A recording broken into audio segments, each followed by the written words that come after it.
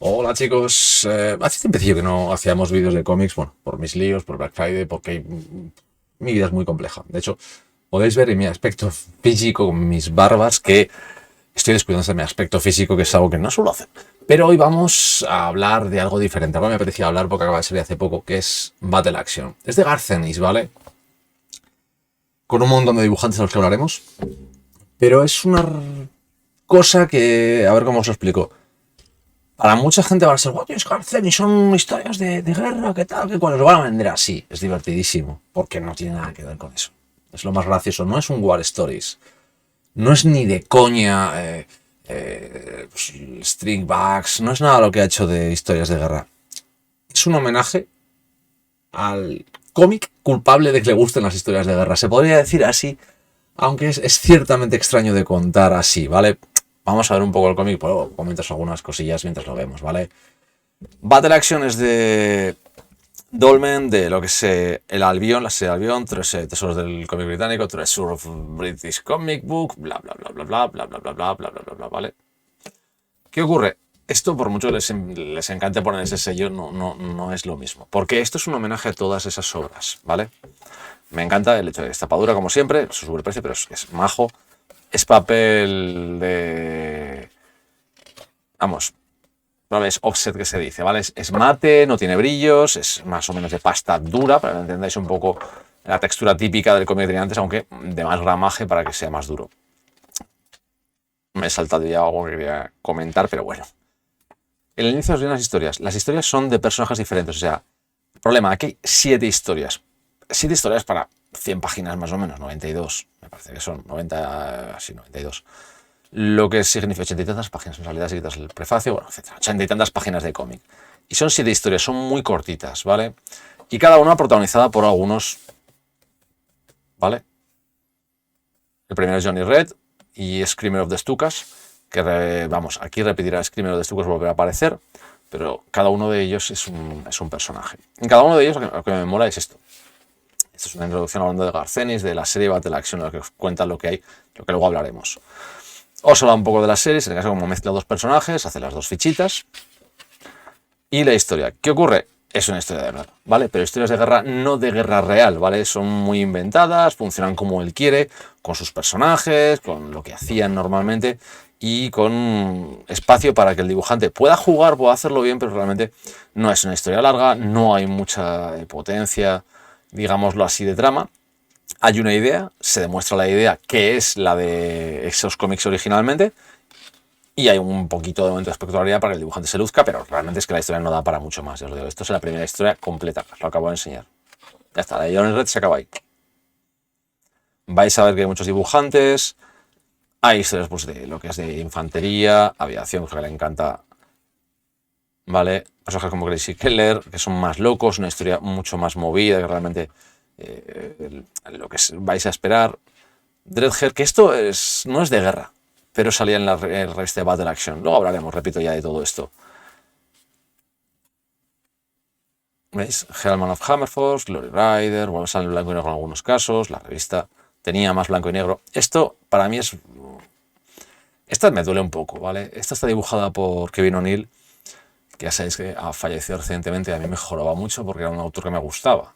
No voy a entrar en, es que su mejor obra es La Liga de los Hombres de Dragones. Tengo muchas cosas suyas y creo que su Marshall Law no lo van a superar. Es así de simple. Pero es una revista es una historia muy especial porque habla tanto de la revista donde salen estas historias como el cómic, una reconstrucción de. ¿Por qué? Porque vais a ver un poco de la historia. De hecho, es la historia que luego en lo que es el epílogo se habla de ella. Esto son portadas reales, no es coña. Son portadas reales de la revista Battle Action. Y la última historia, os digo que es muy cortito. Es muy interesante cuando leáis todo el tema que habla sobre Garth Ennis y todo esto, porque habla de bastantes más cosas, ¿vale? Aquí Diógenes Pantagruel, no lo conozco, pero el texto es bastante chulo. Esto es Battle Action de Dolmen, ¿vale? ¿Por qué os digo esto que es tan especial? Porque a nosotros Battle Action jamás nos ha llegado. Ya lo siento decirlo así. A ver, la revista Battle y la revista Action estaban separadas. En Action, digámoslo así, cometieron algunas burradas. De hecho, hay un libro en inglés que podéis buscar si queréis, en el que hablan de la revista Action. sobrepasaron todos los límites. Se fueron aún de más de madre. Había violencia, para la época, no hablamos de la actual. Había violencia, había crítica social a saco, había muy mala leche. ¿Qué ocurre? En aquella época estaba entrando gente como Pat Mills, John Banner, Alan Grant, todos estos grandes. Y la única solución que tuvieron en la editorial fue unir la revista Battle más clásica de guerra con la revista Action y crear Battle Action. Luego al final con el tiempo le quitaron el Action, lo dejaron solo en Battle nuevamente. Pero aquí se unieron muchos personajes que no eran de la revista cuando se crean de la revista y se crearon nuevos personajes muy locos. El recorrido de muchos de ellos era muy corto, o sea, había algunos que no cumplían el año, ¿vale? Una publicación de revista con varios cómics no llegaban a cumplir el año. Aquí en España de todos estos personajes solo conocemos dos, realmente solo hemos visto publicados dos y solo en una publicación. Johnny Red lo publicó poniendo un recopilatorio de sus cómics y también estuvo presente en una publicación de MC de muchos años, que ahora es cuando, es que estamos hablando de años los 80, 90 más bien, cuando estaba MC y Quality Comics. Eran unas marcas, estas editoriales aquí españolas que intentaban resurgir y ellos estaban especializados en cómic inglés. Tenían Juez Dredd, tenían Rogue Trooper, todo esto, y lo publicaban en grapa, ¿vale? Fueron los primeros. Luego ya de 5 cogió una época de Juez Dredd y bueno, ya sabéis el follón editorial que hay con 2000 AD, que es el infierno para comprar. Pues en este caso, Action y Battle Action tuvieron algunas series que eran básicamente los padres de muchos puntos de 2000 AD. ¿Por qué? 2000 AD cuando la creó Pat Mills, la creó porque no le dejaban hacer esa violencia que ejerció en Action. No le dejaban hacer ciertas cosas que dice, vale, no puedo destripar a una persona, pues voy a destripar a un puto robot. Para eso tengo 2000 AD y creo 2000 AD. Y ahí llegaron al gran culmen de la ciencia ficción, de la crítica social y toda la mala leche que tienen los ingleses cuando quieren. Pero Battle Action englobaba ya mucho de esto. ¿Por qué? Bueno, una curiosidad. Este personaje de aquí aparece, es una especie de superhéroe de los 80, súper duro, chungo, que te cagas, pero en realidad responde a los superhéroes de los 60 y 70. Estamos hablando de Clint Eastwood, Charles Bronson, todo ese inicio. Este es Johnny Red, ¿vale? Aviador. Este es otro loco que se parecía mucho a la época de Donald Sutherland, pues los eventos de Kelly, por ejemplo, si lo habéis visto, parece mucho a eso. Este era un personaje que salió un spin-off de... Dale, sale un spin-off de aquí. Este es muy interesante porque es el primer personaje alemán que no era un villano.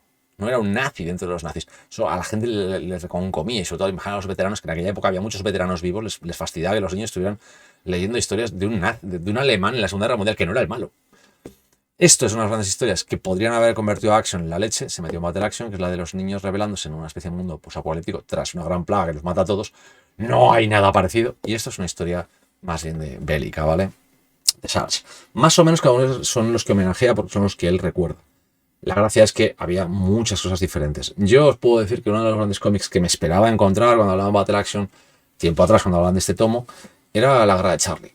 No ha metido Charlie's War, porque Charlie's War es quizás el mejor cómic bélico que se ha hecho jamás en Inglaterra y uno de los mejores que se han hecho jamás en el mundo. Y sí, estoy cascándome a un cómic inglés que se publicaba en una revista por entregas frente a cómics europeos, a veces maravillosos, a Hugo Pratt y a lo que os dé la gana. Charlie's War era maravilloso. Aquí en España Charlie's War solo lo conocimos a través de la revista Guerras de Ayer, Hoy y Mañana. Y yo ahí conseguía muy poco. De hecho he buscado, tengo algunas cosas en inglés porque tenía que buscar. Es maravilloso, es una historia de la Primera Guerra Mundial, o pasó la Segunda y todo esto, pero en la Primera Guerra Mundial en la que no se ahorraban nada. Ni dolor, ni sufrimiento, ni trincheras, ni abuso. O sea, era todo. Además conseguía ejemplificar mucho el dolor, el horror de la guerra. Era algo muy extraño que tuviera éxito porque es que era brutal. Aquí Garcenis, ya os lo digo, ha cogido varias historias, un montón de dibujantes y ha hecho sus homenajes, recreando, actualizando muchos de esos cómics para que funcionen a día de hoy, pero con exactamente lo que eran en los cómics cuando surgieron en nuestra revista en los años 70. O sea, es que imaginad lo que es. Es cortito, es súper corta cada historia, funciona, pero ya os lo digo, el problema que podemos tener es, te puedes divertir mucho con los personajes, hay alguna historia que es muy divertida, otras son bélicas, cortitas, molan, pero digámoslo así, identificación que puedes tener como lector con estos personajes es cero. Nosotros no los conocemos. A ver, yo conozco a algunos de ellos, pero porque a mí me ha dado por marujear y dar mal con las revistas de cómic inglés, pero soy yo, quiero decir, no creo que haya mucha gente, bueno, sí, hay bastante gente, pero no creo que sea lo normal estar curiosando esas cosas o no haberse empapado de MC y estas cosas. Lo que significa que quizás lo leáis y no le deis el valor que Garcenis le puede dar o que le puede dar los ingleses a esta publicación, por eso es un tesoro por eso. Así que yo os lo digo, quizás sin esa empatización propia que podemos tener al ser un cómic totalmente desconocido, el origen, puedes perderle un poquito de interés. Es un buen cómic de historias, ¿vale? Ratos muy, muy cortos, se dejan leer muy bien, es divertido y ya está. Ya os digo, es un precio elevado para gente que quizás no, o sea, lo va a leer y va a decir, vale, bien, está bien, y ahí se va a quedar. ¿Por qué? Pues porque no tienes esa capacidad de decir, joder, ese es Johnny Red, tío. Hostia, es el Diablo Rojo, es un libro ruso, ¿qué tal? El tío que iba volando con un hurricane por el medio de Rusia en el frente ruso. Hostias, pues eso no lo vemos, ¿vale? Sí que lo veremos unos cuantos, sí estaremos a gusto. Otros que leen cómic bélico, yo que sé, identificarán la última historia, por ejemplo, con las Brujas de la Noche que Ennis hizo en Battlefields. Pero la empatización es un poco más difícil, ya os lo digo, no es lo mismo. Pero no, si es un buen cómic. No os lo puedo recomendar porque ya os digo que sin ese tipo de fuerza de relación que podemos tener con algo, igual no gusta tanto. A mí me gusta, pero ya os digo que hay circunstancias diferentes. Es lo que hay. No siempre va a ser todo perfecto, pero en este caso ya os lo digo. Arcenis en su mejor momento, como es divertido, pero su importancia para nosotros es menor.